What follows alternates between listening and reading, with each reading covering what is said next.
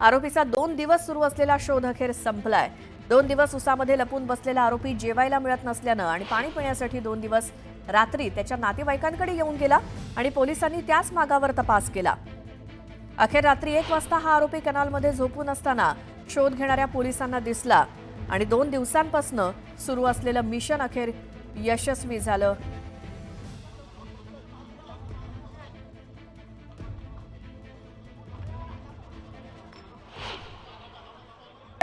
आरोपी ताब्यात आहे, त्याला कस्टडीमध्ये घेतलेलं आहे। पुढचे इन्व्हेस्टिगेशन जे ते स्वारगेट पोलीस स्टेशन या ठिकाणी चालू राहील। धन्यवाद। पाणी पिण्यासाठी आलता सर कुठं? आरोपी ताब्यात आहे, त्याला ताब्यात घेतलेलं आहे। पुढचे इन्व्हेस्टिगेशन स्वारगेट कडून चालू राहील। तुम्हाला ते तिथं तुम्हाला सगळी इतर माहिती प्राप्त होईल। संबंधित आरोपीला ताब्यात घेतलेला आहे पुणे पोलिसांनी। जी इन्फॉर्मेशन मिळालेली होती त्याच्यावरती वर्कआउट करून त्याला त्याच्या गावातूनच ताब्यात घेतलेलं आहे। बाकी डिटेल माहिती माननीय आयुक्त सर प्रेस कॉन्फरन्समध्ये देतील।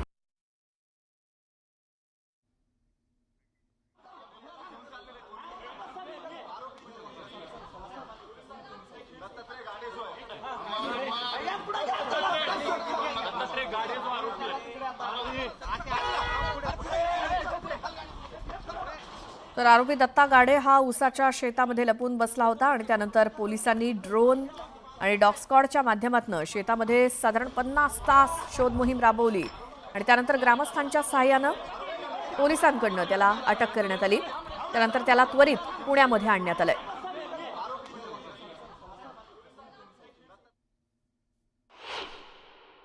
रात्रीचे 2 वाजत आलेत आणि जो आरोपी आहे स्वारगेटच्या बलात्कार प्रकरणामधला एसटी स्टँडवरचा हा आरोपी 2 वाजता रात्री स्वारगेट पोलिसांच्या डिटेक्शन ब्रांचनं या गावातून पकडलाय। रात्री 10:30 वाजेच्या सुमारास हा आरोपी पुन्हा एकदा गावामध्ये आलेला होता आणि पोलीस अधिकारी आता रवाना झालेत पुण्याच्या दिशेनं या आरोपीला घेऊन।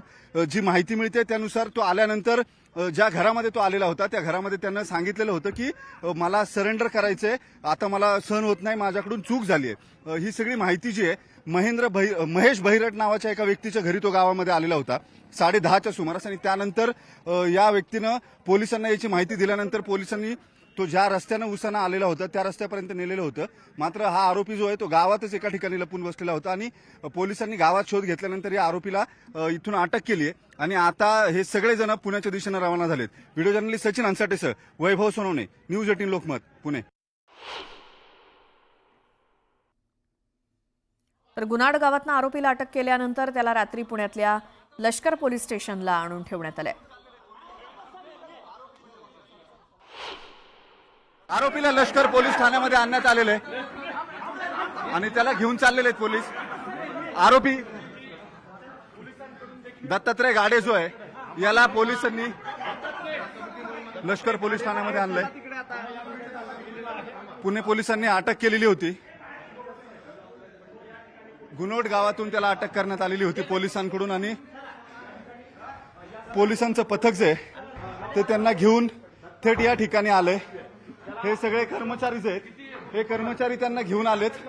डीसीपी स्मार्तना पाटील या सुद्धा पोलीस ठाण्यामध्ये दाखल झाल्यात आणि 2 दिवस जवळपास 50 तासानंतर हा आरोपी जो आहे तो मिळून आलेला होता। मोठी पोलीस फोर्स जी आहे ती बंदोबस्तासाठी इथं तपास जो आहे तो सुरू होता आणि आरोपीला गुनोट गावातून अटक करण्यात आली। शेवटी या सगळ्या प्रकारात गेले 50 तास पोलिसांनी प्रचंड मोठी ताकद लावलेली होती। शेवटी आरोपी जो आहे त्याचा शोध घेण्यासाठी थर्मल ड्रोन्स असतील, स्निफर डॉग्स असतील, या सगळ्यांची मदत घेण्यात आलेली होती। त्यानंतर जवळपास 2 दिवस शोध घेतल्यानंतर हे आरोपी गुनोट गावामध्येच लपून राहिलेला होता। संध्याकाळी तो त्याचे नातेवाईक जे आहेत त्यांच्या घरी पाणी मागण्यासाठी आलेला होता साधारण 10:30च्या सुमारास आणि त्यानंतर पोलिसांना याची जेव्हा माहिती मिळाली तो येऊन काही वेळात लगेच तिथून निघून गेलेला होता आणि गावाच्या जवळ असलेल्या विहिरीजवळ झोपून होता। ज्या गस्तीवरचे पोलीस होते, स्वारगेट पोलीस ठाण्याची टीम जी होती ती त्याचा शोध घेत असताना त्यांना तो तिथं कॅनॉलमध्ये झोपून नदीच्या विहिरीच्या बाजूला झोपलेला आढळून आला आणि त्यानंतर त्याला तातडीनं ताब्यात घेण्यात आलं। तिथं त्याची ओळख पटल्यानंतर स्थानिक ग्रामस्थांकडून काही क्षणांमध्ये स्वारगेटची टीम जी आहे ती त्यांना घेऊन पुण्याच्या दिशेनं रवाना झालेली होती आणि अखेर त्याला पुण्यात आणल्यानंतर आता लष्कर पोलीस ठाण्यामध्ये लॉकअपला ठेवण्यात आलेलं आहे। स्निफर डॉगच्या मदतीनं जो आजूबाजूला ऊसाची शेती जी होती, साधारण 2 किलोमीटरपर्यंत ऊसाची शेती जी आहे ती पोलिसांनी धुंडाळून काढली 1 वाजेपर्यंत। आणि त्याच दरम्यान साधारण 1:15 वाजेच्या सुमारास हा आरोपी जो आहे तो गावाजवळच्याच विहिरी शेजारी जो कॅनॉल असतो, बेबी कॅनॉल, त्याच्यामध्ये झोपलेला होता।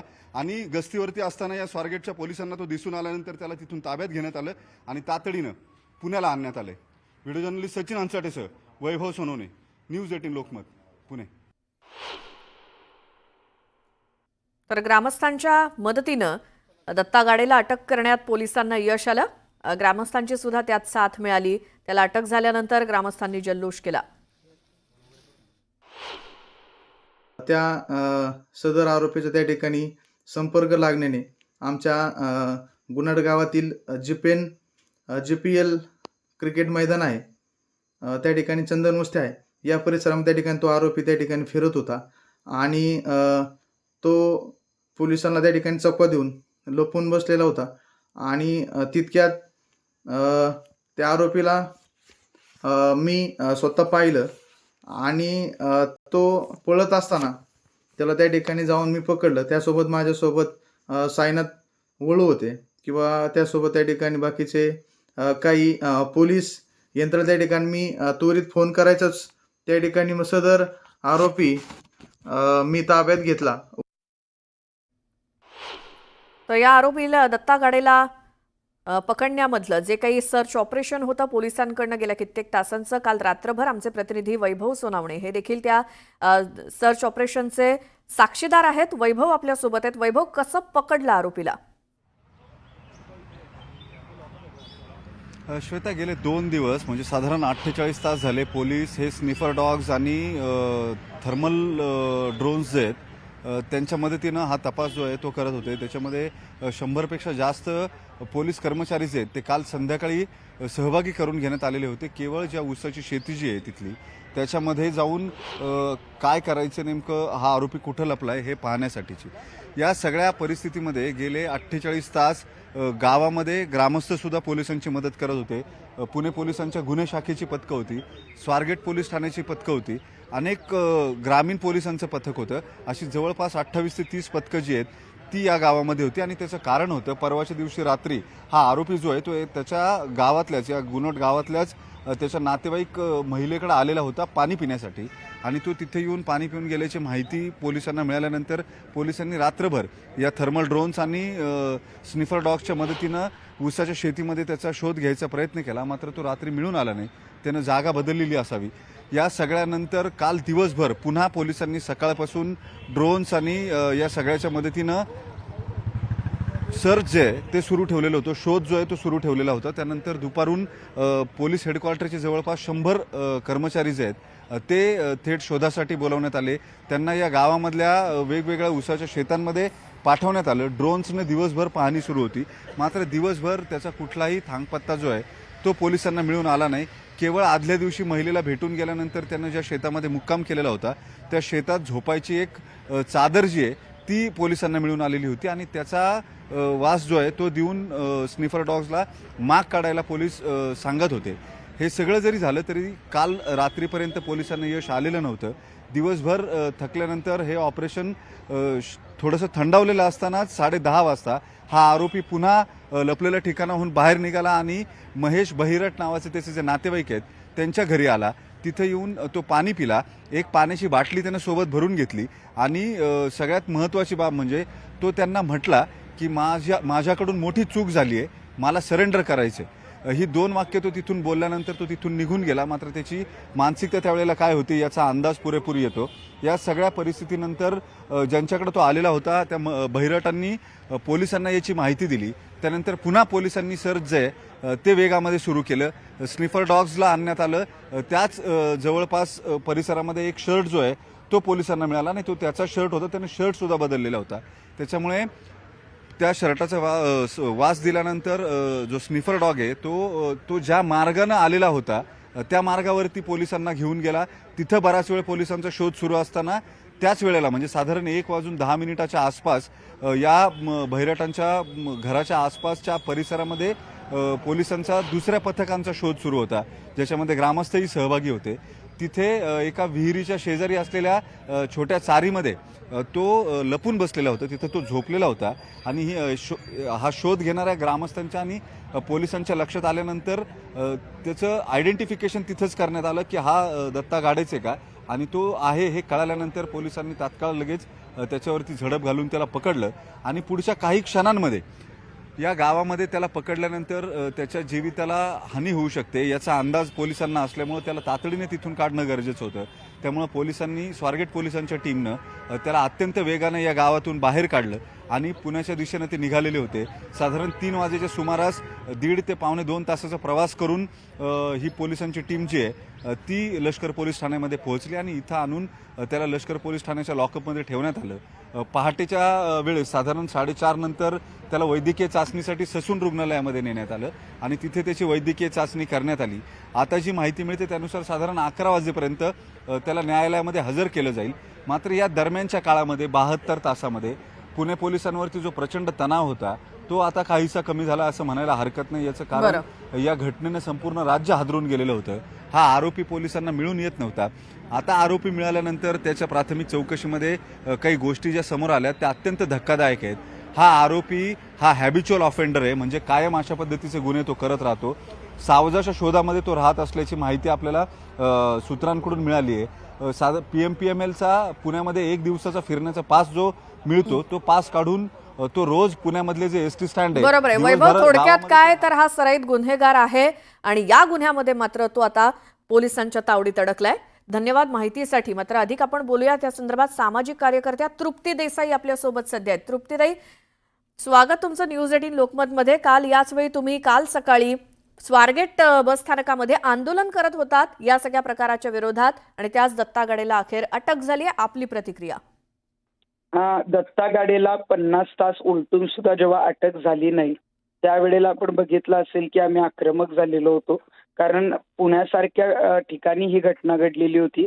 हे गंभीर प्रकरण होतं आणि आरोपीला पोलीस अटक का करू शकत नाहीयेत हाच जाब विचारण्यासाठी आम्ही योगेश कदमांची गाडी अडवली होती आणि आम्हाला पोलिसांनी ताब्यात घेतलं होतं. आणि आम्हाला पोलिसांना हेच सांगायचं होतं की आरोपी जो आहे तो पुणे जिल्ह्यातला आहे. तुम्ही लगेच कशाला कुणाला इनाम जाहीर करताय? पोलिसांचं काम आहे आरोपीला शोधणं. पोलिसांनी जर तेव्हाच यंत्रणा जर फिरवल्या असत्या तर आरोपीला परवा दिवशीच अटक झाली असती. परंतु काल पोलिसांनी सर्च ऑपरेशन वगैरे लागू केलं. बरेच पोलीस जे आहेत ते गावामध्ये पाठवले आणि आता आरोपीला अटक झालेली आहे. मला वाटतं की आरोपीला अटक झाली आहे हे प्रकरण आता फास्ट ट्रॅक कोर्टामध्ये गेलं पाहिजे आणि लवकरात लवकर अशा आरोपींना कशी फासापर्यंतची सजा होईल हे बघितलं पाहिजे. आणि कुठलंही प्रकरण आल्यानंतर पोलिसांनी सिरियसली घेणं गरजेचं आहे. बरं, मात्र हे झालं हे प्रकरण, हा सगळा ही गोष्ट की दत्ता गाडे तर अटकेत आहे. मात्र स्वारगेट बस स्थानक किंवा इतरही ठिकाणी पुणे असेल किंवा बाहेर सुद्धा जे काही सुरक्षिततेच्या गोष्टी महिलांच्या किंवा काय, त्याचसोबत योगेश कदम यांचं वक्तव्य की जर प्रतिकार केला असता तर गुन्हा घडलाच नसता, यावर आपली काय प्रतिक्रिया? योगेश कदमांचं वक्तव्य ऐकल्यावर फार आश्चर्य वाटलं. हे असंवेदनशील वक्तव्य आहे आणि आपण बघतोय की इतकी मोठी घटना घडली, त्या घटनेनंतर त्या मुलीने हिमतीने FIR सुद्धा दाखल केला आणि त्यानंतर तुम्ही म्हणताय की तिथे प्रतिकारच झाला नाही, आरडाओरडाच झाला नाही. मग तुम्ही गृहराज्यमंत्री आहे. गृहराज्यमंत्री जर अशा पद्धतीने वक्तव्य करायला लागले, उद्या महिलांनी अन्याय झाल्यावर न्याय मागायचा कुठं?